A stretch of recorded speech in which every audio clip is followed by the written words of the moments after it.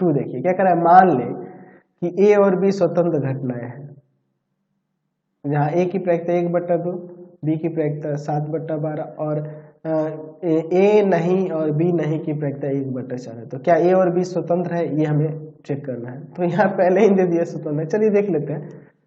यहाँ पर ए की प्रायिकता 1/2 है, बी की प्रायिकता यहाँ पर कितनी है, 7/12 है। तो यहाँ पे हमारे पास दिया है ए नॉट और बी नॉट की प्रायिकता 1/4 है ना जी। चलिए तो यहाँ पर हम लोग क्या देखते हैं, ए यूनियन ये बी का कंप्लीमेंट हो जाएगा, ऐसे हो जाएगा ना जी। और इसके लिए हम लोग फॉर्मूला जानते हैं 1 - p A union B equal to 1/4। ठीक है, अब इसके बाद देखिए एक काम कर सकते हैं, इसके लिए हम लोग फॉर्मूला जानते हैं ए की प्रायिकता प्लस में बी की प्रायिकता और माइनस ए इंटरसेक्शन बी की प्रायिकता।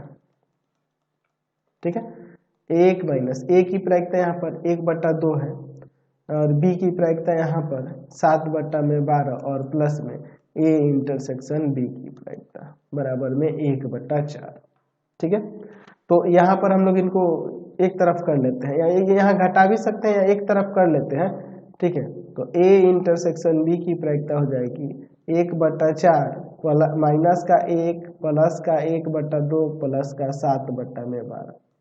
तो यहाँ ए इंटरसेक्शन बी की प्रायिकता की बात करते हैं हम लोग, तो यहाँ एलसीएम हो जाएगा यहाँ पर 12, 4 × 3 = 12, 3 यहाँ आपका 12 प्लस यहाँ 6 और फिर यहाँ पर 7। ठीक है, चलिए अब इसके बाद देखिए, तो यहाँ पर ए इंटरसेक्शन बी की प्रायिकता का मान कितना आ जाएगा, तो देखो ना ये 13 हो जाएगा।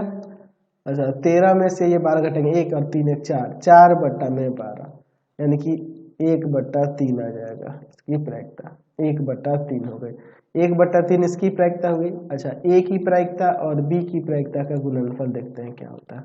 तो ए की प्रायिकता यहाँ पे देखिए क्या है, 1/2 है और बी की प्रायिकता जो है यहाँ पर 7/12 है। ठीक है, 7/12 है। ठीक है, तो 1/2 और गुना में 7/12 यानी कि 7 और बटा में कितना हो जाएगा, 24 है ना जी यहाँ पर। तो यहाँ पर हम लोग क्या देख रहे हैं कि यह बराबर नहीं है ए इंटरसेक्शन बी के प्रायिकता के।